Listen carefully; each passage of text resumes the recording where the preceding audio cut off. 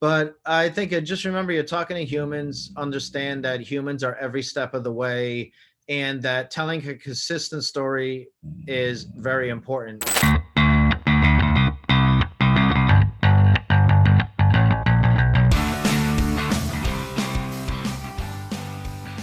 Hi, everyone. Welcome to a new episode of Smartketers, a conversation with tech experts using artificial and human intelligence to make smarter decisions.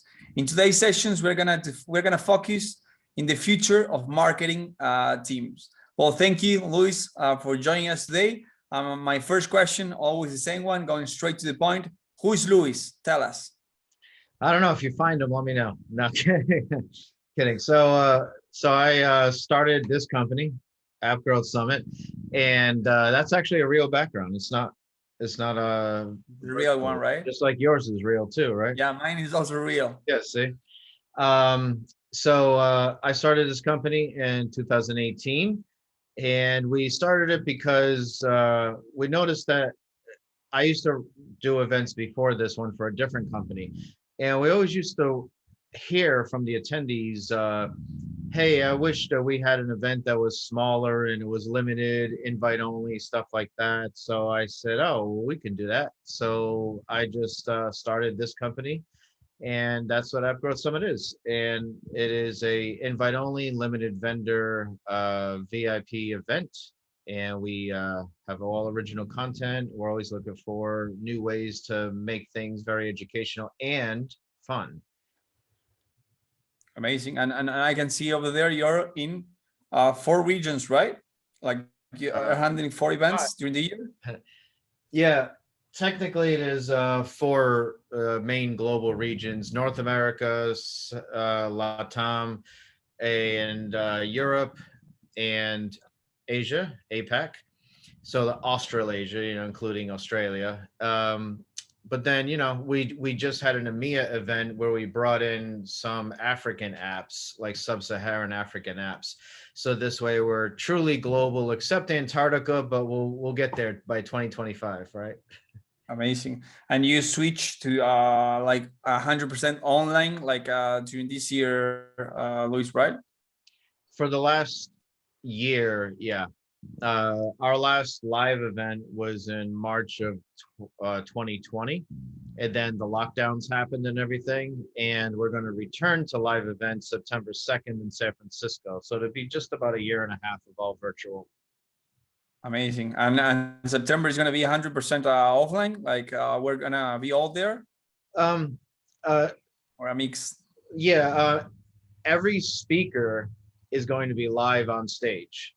And we actually, during this whole lockdown, we built our own proprietary virtual event platform, which you've seen it. And because all the others, like, it seemed like they were just cookie cutter and they didn't really have a lot of personality. And we wanted something that would work for us and what we wanted, and something we can control. So we said it doesn't exist, so let's just build our own platform. So since we built our own platform, even when we go back on September 2nd live to in-person audiences, we're still going to virtually stream it through the platform. This way, if you're down in Argentina, or if you're in Berlin, or wherever you are in the world that has an internet connection, even Antarctica with the penguins, you could just like dial in and to our proprietary platform and then watch the live stream. So this way you can always see our events now wherever you're at through our platform, and we're still going to go in person. It's about 200 right now, 200 people in person in San Francisco, but we're hoping that increases when we get closer to the date. Amazing, amazing. Well, thanks for the update. Hopefully, I'm gonna be there in September. I'm willing to travel and to go away from Zooms.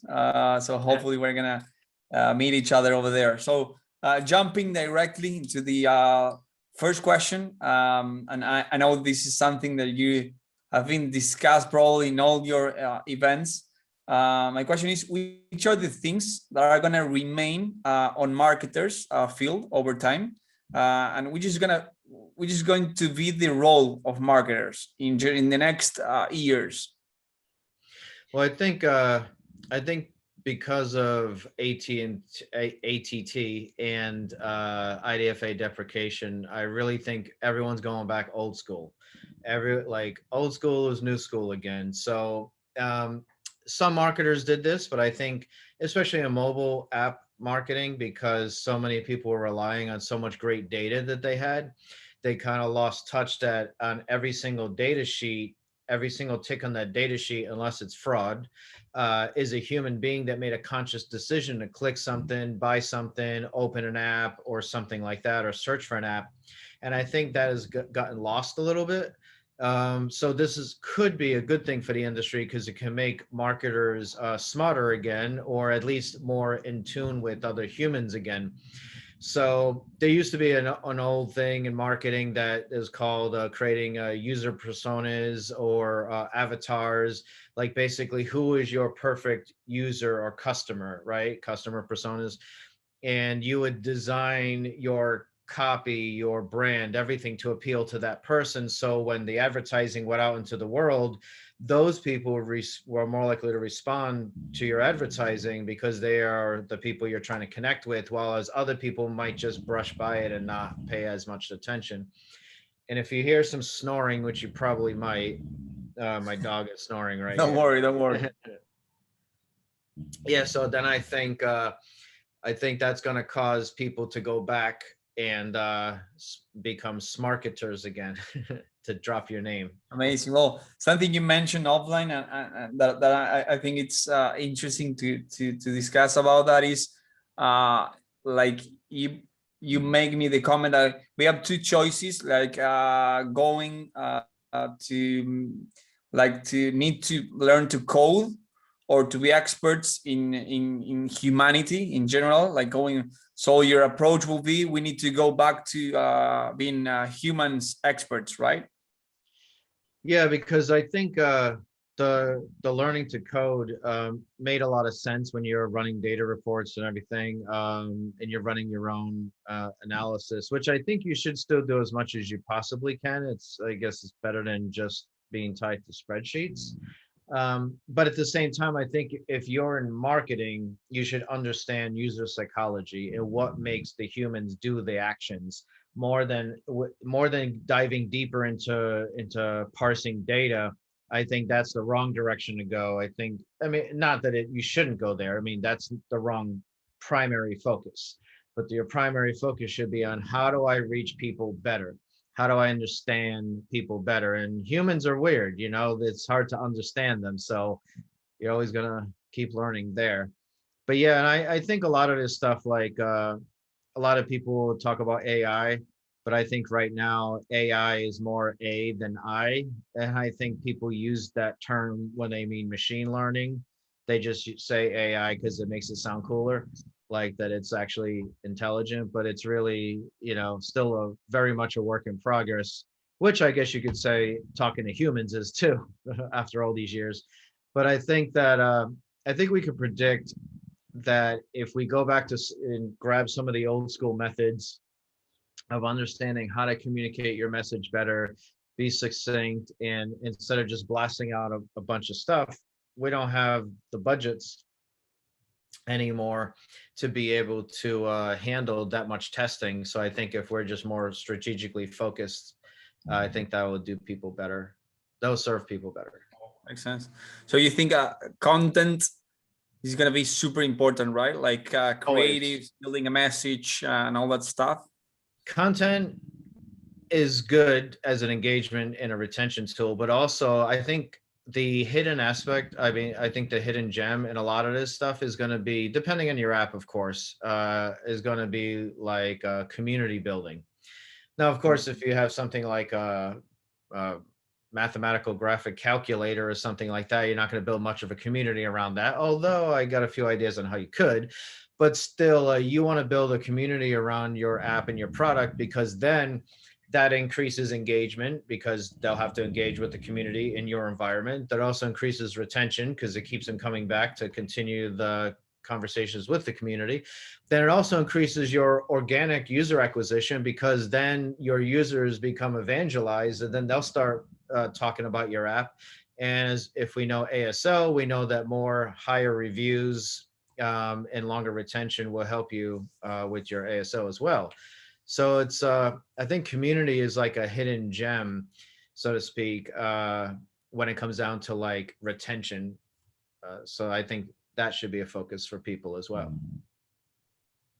Amazing. Well, thank you for the answer. Moving to another topic. This for me is a super interesting question. It is, which things are completely nonsense? Topics out there that are just hot, but they're completely nonsense. I think I would say, like, you know, going back to what I said earlier, I think AI is overblown. I think that there's a lot of people talking a lot about AI, but they really should be talking about machine learning and talking about how it's a work in progress and not a science. I also think probably half of what you read on LinkedIn is a lot of BS. Like, you just see how they try to be super smart and get a following, and they're saying things to get likes. Another BS thing is companies that post on social media for social causes, but they don't back it up through actual action. Like, if for example, during last year with Black Lives Matter, you saw so many companies posting black squares, and then they just do that so they don't get called out. But then if you look at their roster, they don't have a bunch of black leaders. They don't, you know, they don't do any work in the community. They don't support through charitable efforts. They just put that on there. We support you.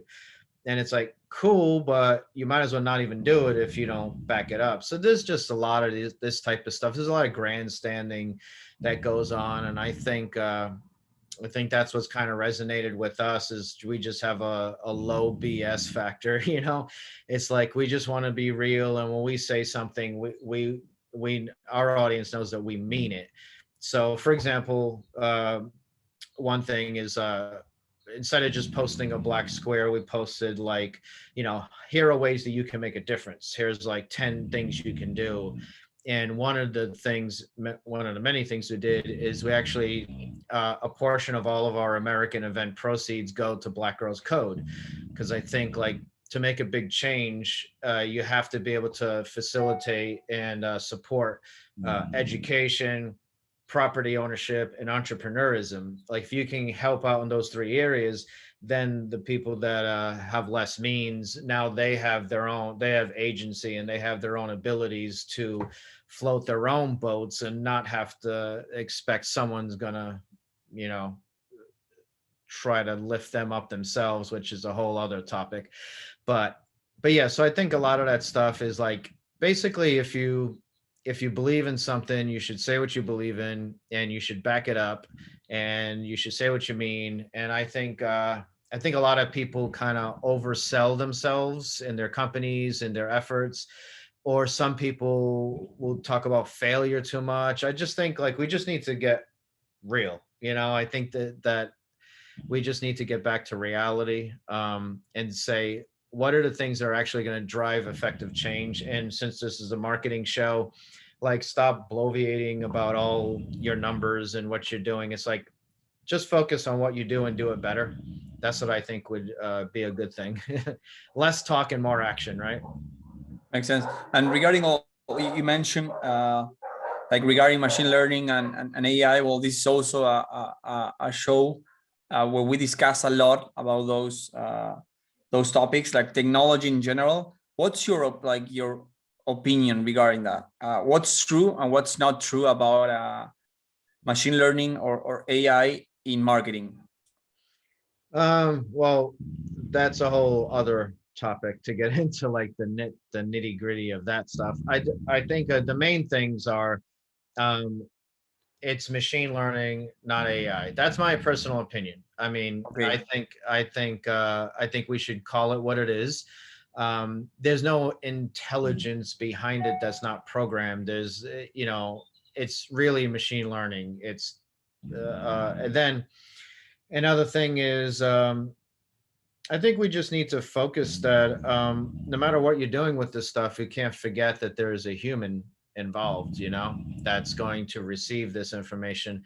One thing that I did notice, though, if you're doing like machine learning, uh, acquisition campaigns or stuff like that, one thing that I've noticed that some people like half and half, it seems like, is that they'll, and this might have changed, you know, with IDFA deprecation, not sure, but that if you run a campaign that utilizes machine learning to optimize your campaign, that you want to make sure that you don't stop the campaign for over, what is it, 7 days, 7 to 10 days, something like that, because then it'll have to learn all over again. So a lot of people will take like a budget, like let's try this out, and then by the time it fully optimizes the campaign and targeting, of course now that could have changed, then people are now, they stop, then they have to restart, but then they start from the beginning again. So I think that's one thing I've learned about that, that I think a lot of people should know. Great. I'm gonna jump to the one of my questions that has to do with your previous answer, that is regarding content. I think we all know the answer you're gonna give us, but I'm gonna ask you, quality or quantity while building content, which is your opinion over here, and how can you help marketers do a better job? Well, I think you're expecting me to say quality, right? Yeah. But actually, I'm going to say that it's 50-50, Okay. because you want to make sure that what I like to do is I like to think about how can I spin something and get more utilizations out of it. For example, we'll have a speaker present on a particular topic, but then we'll keep that video of their presentation. We'll ask them to write a full article about it. And then this way, instead of having an article and the presentation separately, then we'll marry them together on one article. And then this way you can watch the abbreviated presentation that's about 10, 15 minutes or whatever it is, or read the more in-depth article with some extra details and additional data information. So that you can utilize in multiple ways now. Now you can have a blog, of course, that's good for SEO. You could put the content, you know, this is, I'm talking for us specifically, obviously. If you have an app, it's irrelevant, really. And then you could put the content on YouTube and stuff like that. So I think it's important to try to think about how to maximize your saturation of the information you could put out there. For example, you got somebody like an Eric Seufert. Like once IDFA, you know, was announced that it was gonna go away and ATT was gonna be the new norm, I think he's probably written, you know, I don't know how many, but I'll just say probably 1 million words on this over the last year. And he's just like, you know, people just say he's a content machine. Like he's just constantly pumping out content. Now he says something different and always has a way to spin it and have a different take, but he's getting it out there. And I would say he's like 50-50, you know, like it's good content, but it's also a lot of content. So you have to, if you say, oh, I'm only focusing on quality, then you might do a lot of research and come up with like a 5-scroll blog that's going to be well written and something that you would have read.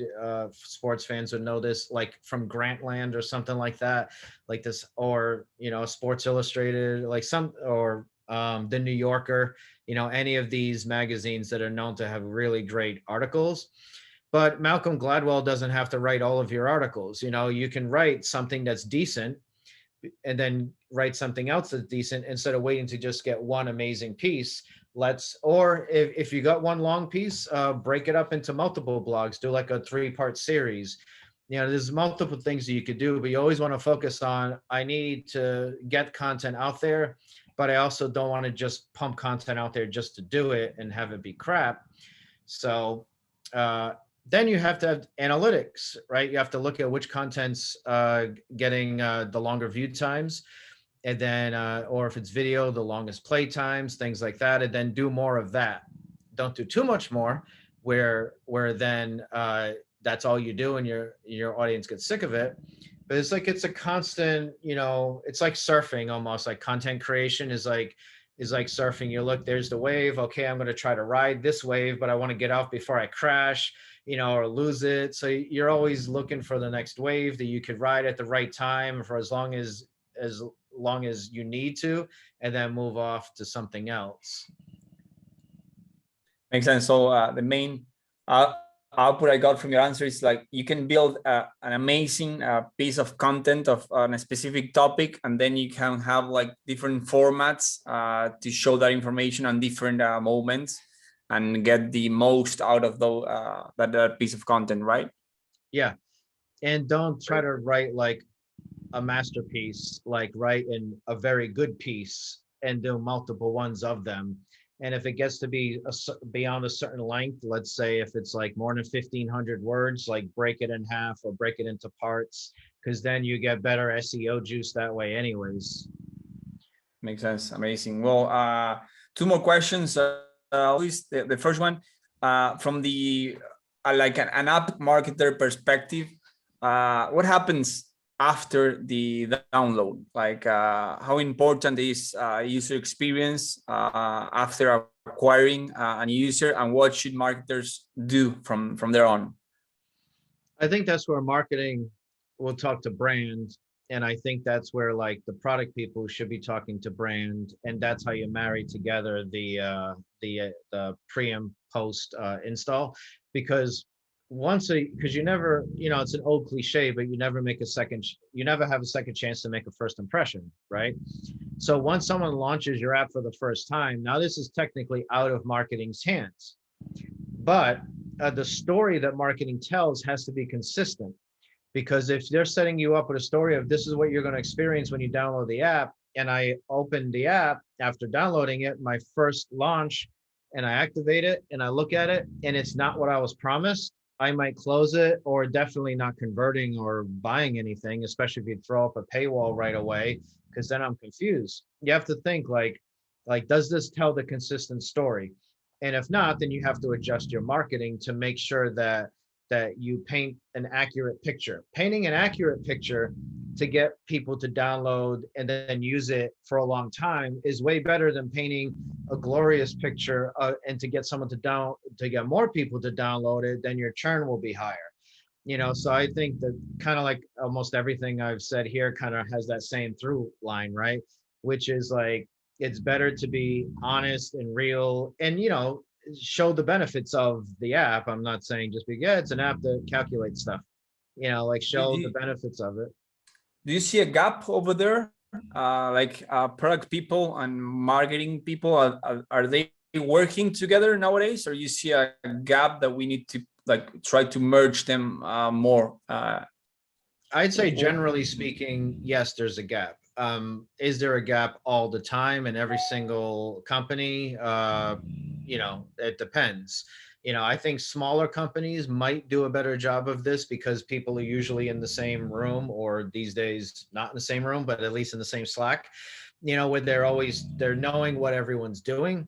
Or it's just a very small team. But in the bigger companies, you have more likelihood to be siloed. I do my job. That's what I do. But I think that's where we have to reconstruct how our team, deconstruct how our teams are constructed and figure out, is this what's best now that we have to work together more so than ever? Because your marketing has to be smarter because you can't target as effectively. So when you finally do all that work to pull in some good users, you have to make sure the onboarding experience is great and it continues that story, and the user experience is good, because then they'll continue to engage, retain, all those other catchphrases that we love that end up at LTV and monetization. Yeah, I was thinking about the this growth hacking methodology from Sean Ellis, but I'm not like on my experience. I see that there's like an important gap over there. I do not see like teams working as growth hacking teams. Well, you mentioned it on big companies mainly. It's super like divided, and the marketers usually have like a goal of a CPA, and their main focus is CPA, and they use all their intelligence or technology to get a user do a certain event. And then on the other side, you have a product people that they have other methodologies or things to do to improve the performance of that user, but they're split, and there's something to work over there. And I was about to ask you a question. In your events, do you see product people participating? Yeah, because when we say app growth summit, I know like growth and things like that were mostly used for user growth. Yeah, user Um, acquisition yeah, UA. yeah, and that's another pet peeve. We should make a distinction between paid UA and organic UA, because like Okay. everyone says UA and they think ads. But technically, ASO is also user acquisition because you're acquiring users. So we shouldn't just let paid media have all the fun, right? So there's also organic. There's also technically, like I said earlier, about if you can evangelize your own user base effectively, that's also user acquisition because they're evangelizing and sharing and bringing in people organically, and you haven't even done anything. You haven't spent any money. That's like free users coming in, and they're highly qualified and high quality users too. So that's what I think is it runs through the whole thing. Everyone would be better off. We just need one focus where it's like, even the old school design of a user's journey of a funnel, I think that's even wrong. Like, because when you think about it, a user comes in through the funnel, then, oh, let's do different down funnel techniques to eventually get them to multiple goals and ultimate like monetization, long-term retention. But then that visual, when you think about it, they're just going down and dropping off, or they just stay there. Like the way I like to look at like growth in general, because growth means more than just users. It means if the users stay, then you're growing your retention. If they stay, they're more likely to give you more money, so your monetization is increased, your revenue, everything gets increased, so which is growth.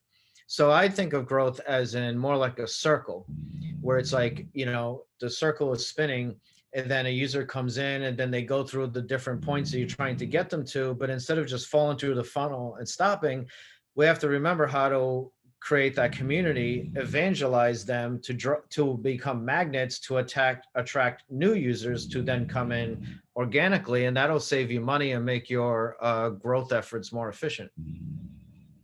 As my Makes daughter sense. is very excited about marketing.